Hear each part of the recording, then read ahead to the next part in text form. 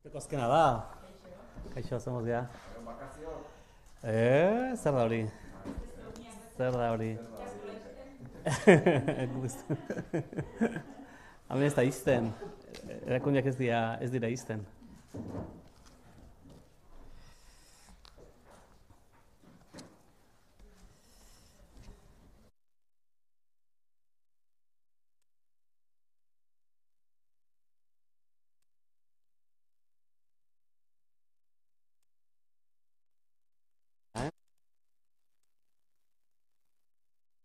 Zaudetenean, adierazi eta...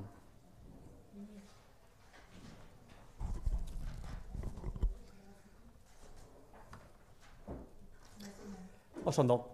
Egun guztioi eta ongi etorri beti bezala gure prentsa agerraldi honetara.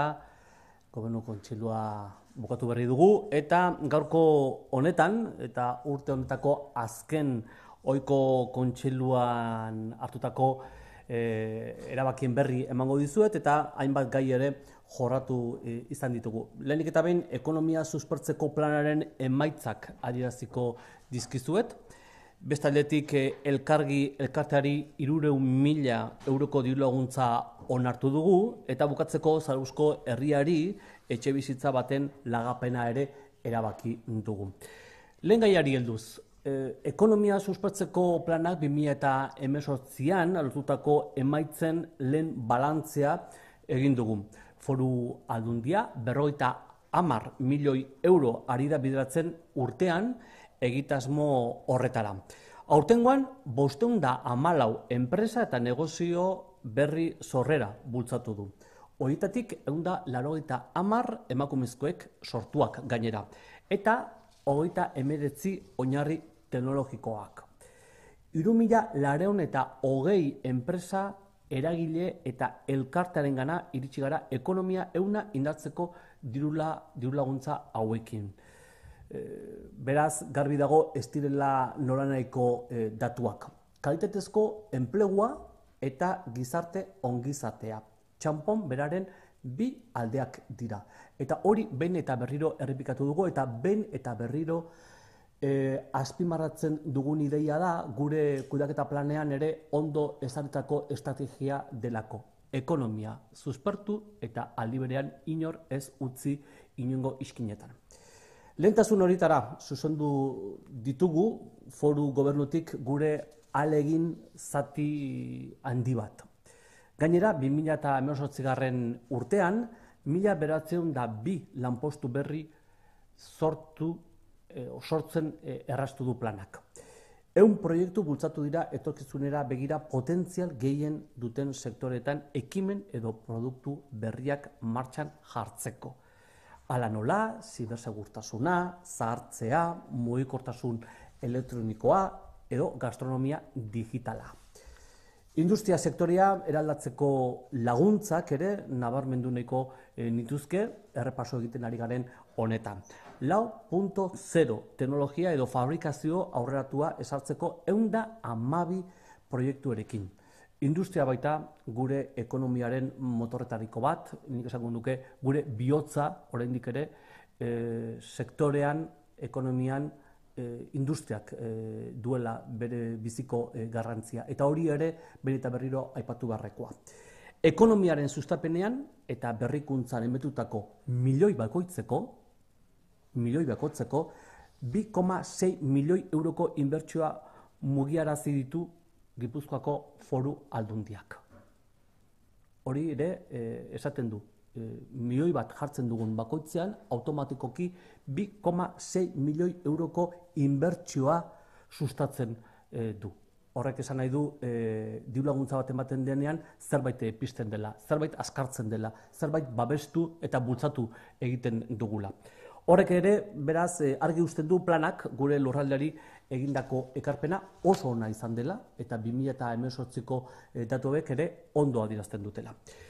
Eta urtea izten dugun honetan, irakurketa baikorra egiten dugu egoera ekonomikoaren inguruan. Besteak beste, langabezia gure lurraldean era progresiboan jaisten joan delako, momentu honetan Gipuzkoan langabeziaren tasa 8% da. Barne produktu gordinak ere igo egin du Gipuzkoan, 2017koaren aldean 2,8 urteko hirugarren hiruilerakoan. Enpresen sorkuntza hazi eginda gure lurraldean, batipat gainera Gipuzkoan industriaren ekoizpenean izan du nabarmen importanteena. Soldaten masa ere handitu eginda, 5% Gipuzkoan, eta zerga bilketan ere hor ikusten dugu volumenean behintzat ere handitu egin dela. Gini indizea, desberdintasun ekonomikoa neurtzen duen indizea, hori ere asko hobetu da Gipuzkoan azkenengo bolada honetan. Beraz, Gini indizea, desberdintasun ekonomikoa neurtzen duena, hobetu eginda Gipuzkoan, 2014ko 26,3 puntuetatik 2017ko 25,3 puntuetara murriztu baita. Datu guzti hauek erakusten dute gure ekonomia sasoi dagoela, ondo dagoela, eta bizitasuna ere dariola. Hala ere, eta horiek datu guzti horiek, eta datu makronomiko guzti horiek ere aintzat ditugu, baino hala ere, eta hori guztia esan da, gogorazi nahi dut, urtearen azken zati honetan ere, azken urte honetan ere, desalarazio zantzuak ere agertzen direla, ezta? 8 batzuk ere badaudela, esatu dutena, ekonomiare moteldu egin dela gure lurraldean. Eta zalantzak ere, zorrarazten dituzten hainbat ere elementu badaudela. Alde batetik, Espainian gertatzen ari dana. Hor ikusten dugu, estatu mailako politikak ez duela bat ere laguntzen.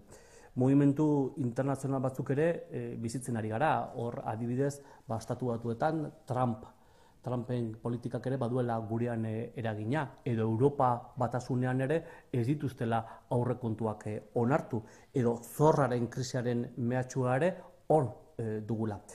Hoien aurrean erne egon beharra daukagu, lurralde bezala, eta zuhur ere jokatu beharra dugula aurrean ere. Aldundiaren azken soziometroak ere ondo adierazten zuen bezala, sustapen ekonomikoa eta enpleguaren dira herritarrek eskatzen diguten gauzarik importanteena. Hortan oinarritu ditugu gure lehentasun guztiak. Eskatzen digute beraz lehentasuna ematea oraindik ere sustapen ekonomikoari eta enpleguari. Eta enpleguako kasuan gainera eskatzen digute kalitatezko enplegua izan dadila sortzen den berri hori. Ekonomiaren hazkundeak eta langabeziaren jaitsierak konfiantza sendotu duten arren, bizi kalitateari eusteko ziurtasunean zalantzak izaten jarraitzen dute herritarrek. Beraz, oraindik ere, nahiz eta ekonomia ondo joan, zalantzak dituzte herritarrek batipat gainera etorkizunarekin, eta hor, zuhurtzia jokatu barra daukagu, eta oraindik ere lehentasunak badakizkigu nun dauden. Konfiantza sortu beharra daukagu, eta dauden galdera ikur guzti horiei ere, administraziotik, kasuotan Gipuzkoako Foru Aldunditik, nola ez erantzunak eman. Proiektuak helarazi eta herritarren inplikazioa eskatu. Honek berresten du, jarraitu egin behar dugula, hortaz, ekonomia bizkortzen, enplegua kalitatezkoa eta iraunkorra sortzen, eta desberdintasunak murrizten gurean ere. Gipuzkoako Foru Aldundiko 2019rako aurrekontua, ostiralean batzar nagusietan bozkatuko dena, bat dator erabat herritarren eskakizun guzti horiekin. Aurrekontuak guztira 875 milioi euro ditu, iaz baino 19 milioi gehiago, eta gizarte politikak sekulako baliabide gehiago izango ditu. Eta horrek ere garbi adierazten du nondikan goazen. Gure lurraldea sendotzera, gure lurraldeak dituen proiektu estrategiko horiek guztiak burutzera, baino herritarren inplikazioa ere beharrezkoa da. Inor ez dadila kalean hutsik gelditu. Hori ere, esan nahi du, gizarte politikak nabarmen igoko direla, eta horrek ere esan nahi du arlo sozialera herritar bakoitzeko 552 euro xeatuko ditugula Gipuzkoako Foru Aldundian. Inoiz ez da horrelakorik gertatu gure lurraldean. Guztira 380 milioi euro, iaz baino 13 milioi gehiago alegia. Eta Gipuzkoa, trabatuta zegoen egoeratik, irten eginda, irtetzen ari gara, eta epe luzera begira dituen etorkizuneko erronkei gogor ekin ahal izateko baliabideak izango ditugu. Aliantzak ditugu, baliabide nahiko ditugu aurrekontuetan ikusten den bezala, eta ulertzen dugu 2019 urte berri horretan Gipuzkoa beste pauso handi bat ematera doala. Datorren urtean hainbat karpeta itxiko ditugu denon artean. Besta beste, hondakinen kudeaketarekin zerikusia zuen dena, istilu guzti horiek ere denekin bukatuko dugu. Lurraldeko errepide nagusiaren sareare behingoz bukaera emango diogu deskargako obra berria inauguratzen dugunean. Eta gainera agenda politiko berri bat izango dugu, denon artean gainera definitua izan dena. Lankidetza oinarriatuta gure sare ekonomiko eta soziala eraldotuko duena gainera. Herritarrei emandako hitza eta konpromisoa bete egin dugu dagoeneko. Eta gure legealdiaren azken hilabete hauetan hori ondo adierazten datuekin, zenbatekoekin, planekin, ekintzekin, emaitzekin adieraziko dugu behin eta berriro. Guk kudeaketa plan bat onartu genuen, hor jarri genituen gure estrategiak eta ekimen garrantzitsuenak, eta urtea bukatzera goazen honetan, egindakoa hori ondo adierazi behar dugu hemendik aurrera. Herritarrei emandako hitza eta konpromisoa bete egin dugu beraz, eta gaur esan dezakegu Gipuzkoa indartsuagoa dagoela. Ekonomikoki zein sozialki. Zeuden arazoak konpondu egin ditugulako. Fokoa gainera geroan jarri dugu. Hori da herritarrek behin eta berriro eskatzen zigutena. Geroa, etorkizuna lantzea. Eta ekimen bat jarri dugu, gobernantza berri bat jarri dugu abian, etorkizuna eraikiz izena duena, zer eta nola nahi ditugun hemendik aurrera gauzak eta ekimen garrantzitsuenak egin. Eta gobernantza eredu berria ere finkatzea lortu dugun honetan, orain ari gara ikusten lehen emaitzak. Politika zaharren formak eta denborak bukatu dira gure lurraldean, eta dinamika partidistak gainditzen ditu eredu berri honek. Uste dugu hori dela bidea, Gipuzkoarrok Aldundian duten konfidantza sendotzeko, eta desafekzio politikoari ere aurre egiteko. Bi ezaugarri ditu egindako lanak, kudeaketa eraginkorra, eta hori garbi ikusten da datuekin, emaitzekin, zenbatekoekin gure kudeaketa plana behin betiko ari garelako dagoeneko bukatzen, hor jasotakoak bukatzen, eta sendotasun politikoa dauka gure lurraldeak. Lehen ez daukana. Sendotasun politikoa. Ekonomian forte, eraginkor eta gainera lidergo markatua daukagu nola ez Gipuzkoan. Elkarbizitza eta normalizazio politikoan ere, hor ulertzen dugu gure lurraldeak ere aurrera pauso nabarmenak eman dituela. Herriz herri, auzo ikusten alin bagea zer ari den gertatzen, ikusten dugu, somatzen dugu, Gipuzkoa oso denbora gutxian asko aldatzen ari dela. Hor, sakon ari garelako denok gure onena ematen. Eta elkarbizitza eta normalizazio politikoan ere aurrera pauso importanteak eman ditugu denon artean. Eta hori ere urtea bukatzen ari garen honetan nabarmentzeko ideia da. Eta hala adierazi digute gainera herritarrek, Gipuzkoarrek azkenengo gure inkesta.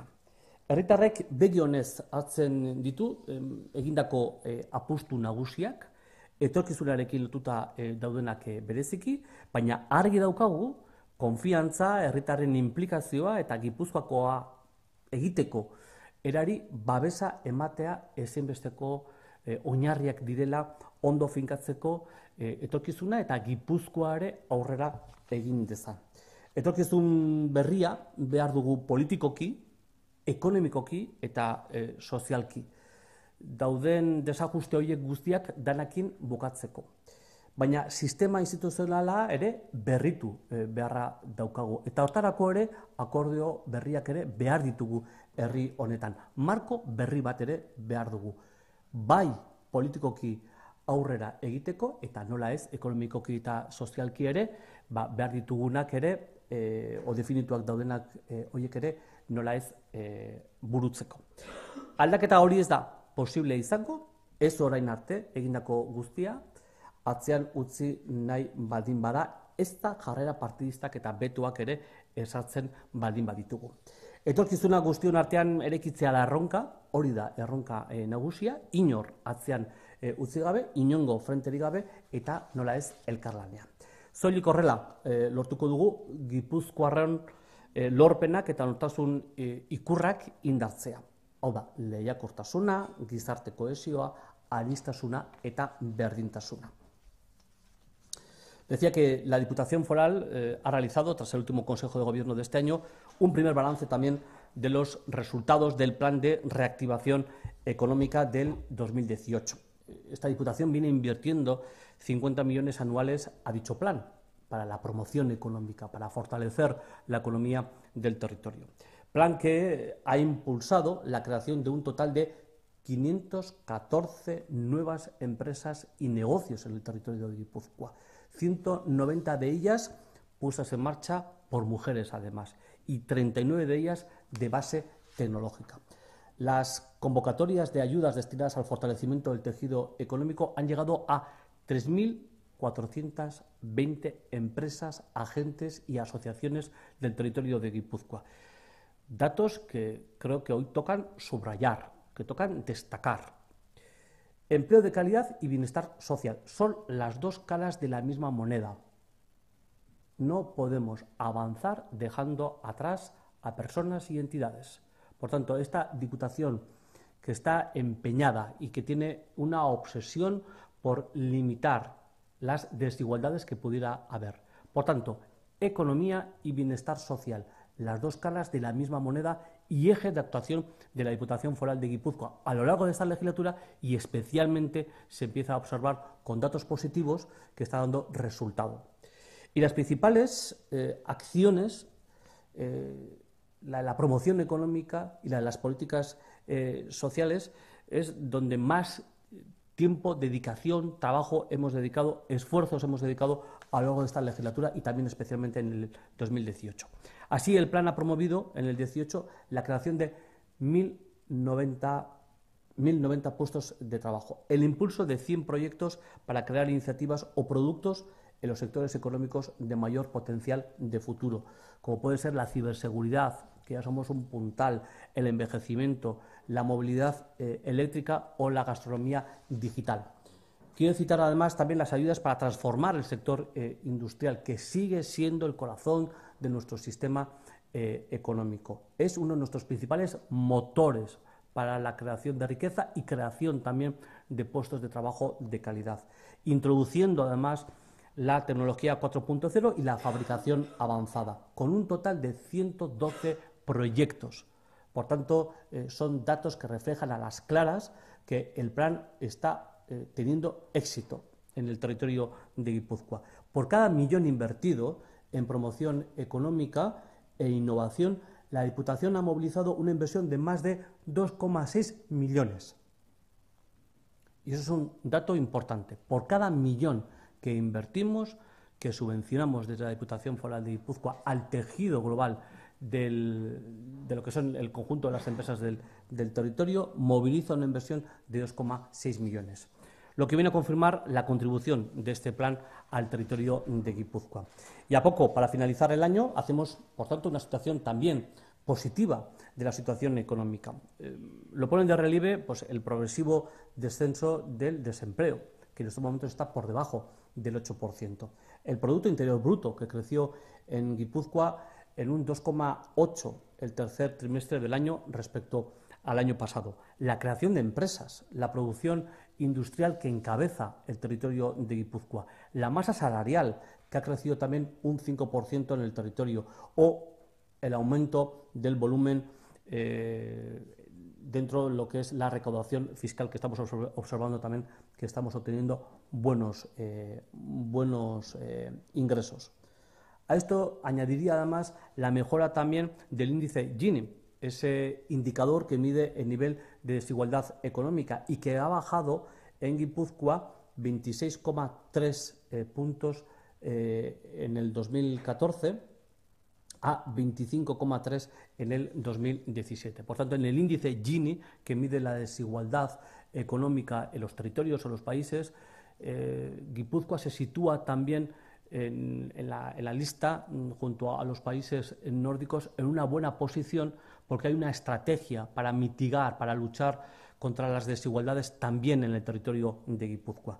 Por tanto, los datos muestran a las claras, todos los datos que os he ido comentando demuestran a las claras que la salud de la economía en el territorio de Guipúzcoa es fuerte, es buena y se aprecia además un gran dinamismo, y no hay más que ver cómo empiezan a acercarse nuevas inversiones al territorio de Guipúzcoa. Hay nuevos emprendedores que quieren emprender un nuevo negocio o tienen una idea empresarial para desarrollarlo en el territorio de Guipúzcoa.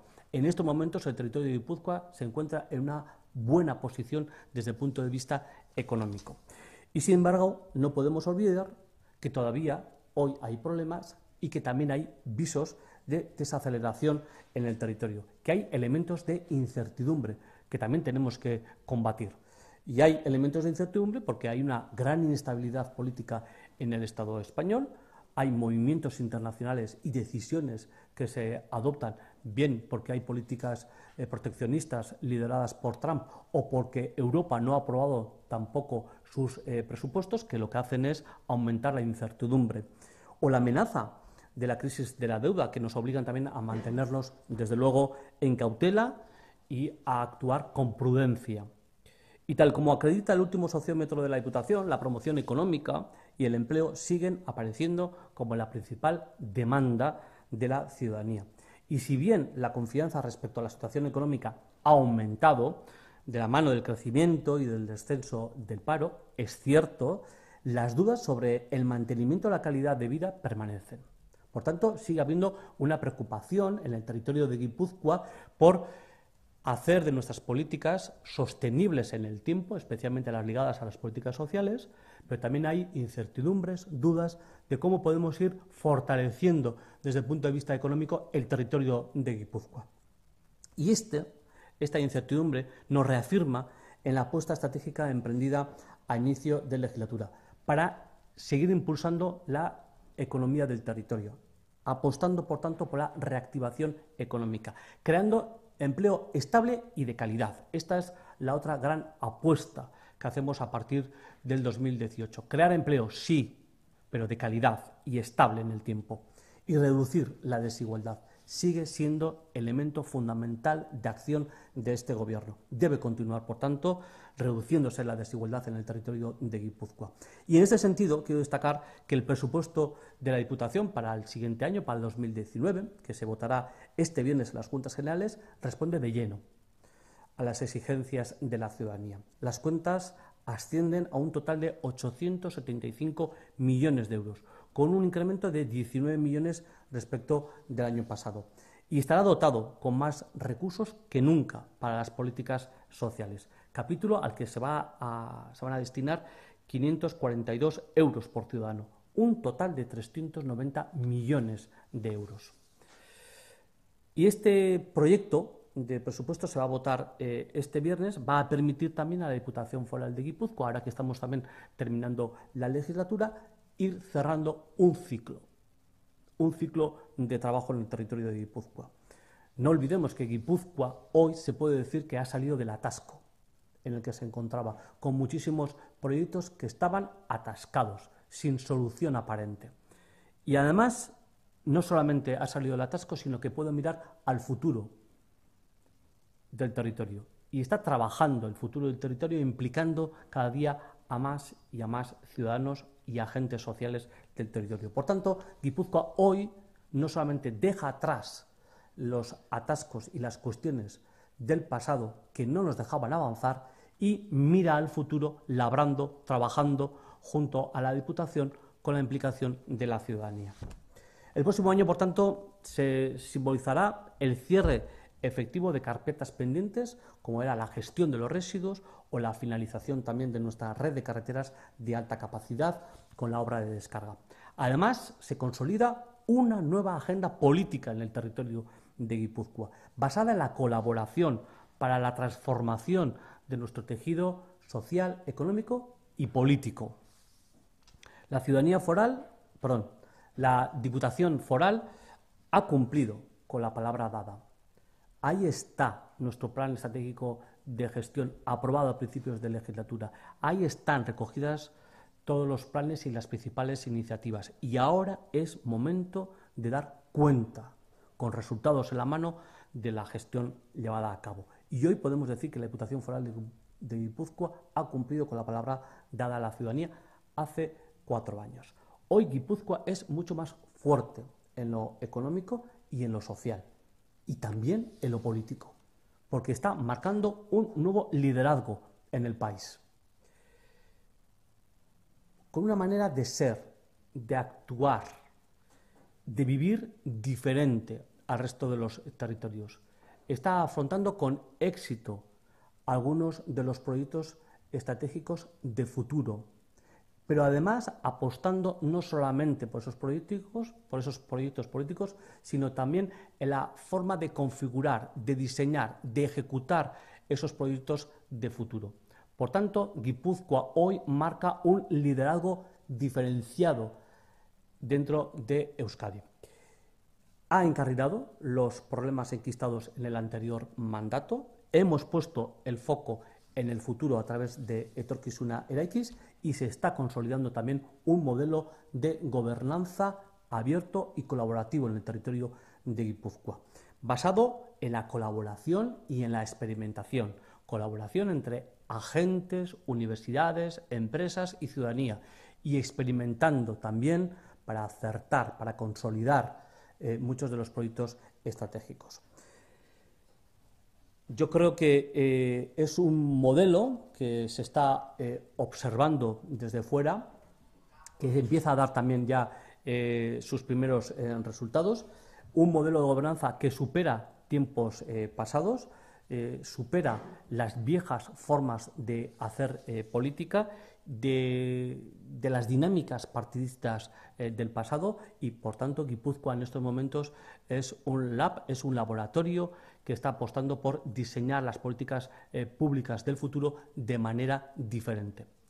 Creemos que esta es la clave para fortalecer la confianza de los guipuzcoanos y de las guipuzcoanas junto con la Diputación, dejar atrás la desafección política que todavía hoy existe como sociedad moderna que es en el territorio de Guipúzcoa. Hay una gestión solvente de la Diputación Foral de Guipúzcoa y de los principales ayuntamientos del territorio. Hay una fortaleza política también en Guipúzcoa que hoy lo podemos reseñar y que no era costumbre decirlo, que no ha habido antes en el territorio de Guipúzcoa. Ahí están los avances realizados también en la convivencia y en la normalización política en el territorio de Guipúzcoa, pueblo a pueblo, barrio a barrio, en la convivencia, en la normalización política hemos avanzado sustancialmente. Se aprecia y se valora por parte de la ciudadanía, y así además nos lo indican en las encuestas los ciudadanos. Por tanto, junto a los problemas que teníamos en el pasado que ya hemos afrontado, junto al foco que hemos puesto en la gestión a partir de ahora para hacer frente al futuro, creemos que hay una ligazón importante entre nuestros retos, los de la Diputación como institución, y los que demandan las demandas de la ciudadanía guipuzcoana. Por tanto, creemos que hay en estos momentos un motor en marcha en el territorio de Guipúzcoa, una capacidad de transformación del nuevo modelo de gobernanza que es importante resaltarlo hoy, con centros de referencia ya en marcha, con proyectos de experimentación en muchas empresas ligadas a la conciliación, a la participación de los trabajadores, que ya empiezan a dar sus primeros resultados. Por tanto, El éxito también del futuro dependerá de esa implicación de la ciudadanía en estos proyectos, en esta manera de gobernar, en este nuevo liderazgo que quiere marcar el territorio de Guipúzcoa dentro de Euskadi en un marco internacional. Y toda esta forma de trabajar solamente se irá consolidando, ya se está consolidando a futuro y irá mucho más allá de los resultados que se den en mayo. Necesitamos un nuevo futuro, en lo político también. Ya lo estamos dibujando en lo económico y en lo social, pero también en lo político necesitamos un nuevo escenario, un nuevo marco que encaje todas estas demandas de la ciudadanía, de estos nuevos modelos de gobernanza que estamos impulsando, ahora que estamos apostando por etorkizuna eraikiz. Todo un sistema institucional renovado, con la puesta en marcha de un nuevo diseño de la organización de las formas de trabajar de la Diputación Foral de Guipúzcoa, con la puesta en marcha de OPEs para atraer nuevo talento a la Diputación, que se adapte también el marco institucional a esas demandas políticas de la ciudadanía guipuzcoana.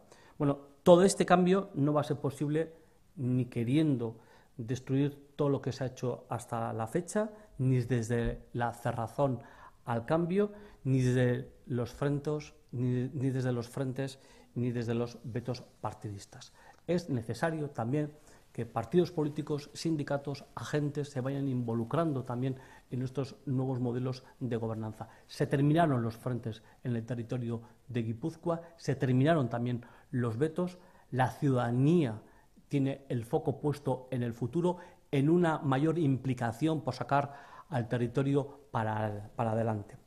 Y ese es el reto que tenemos, el de construir el futuro entre todos y todas, situando a la sociedad en el centro y queriendo además la Diputación ejercer un papel de liderazgo en toda esta transformación. Y eso lo vamos a conseguir reforzando los logros y las señas de identidad del territorio de Guipúzcoa. La competitividad, somos un territorio muy competitivo. La cohesión social, somos un territorio equilibrado también en lo social, en lo económico y en lo político.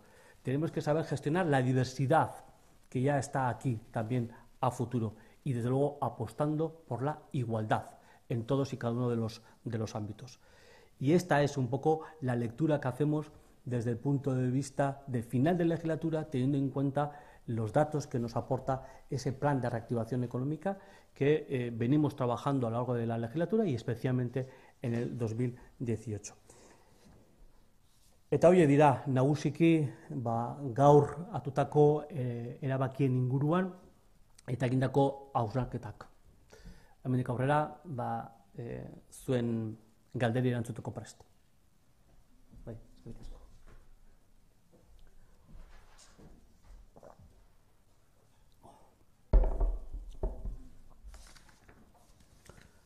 Ez. Oso ondo. Uste berri hon. Eta gu berri hon. Ondo pasa, deskantzatu. Eta elkarrikusuko dugu.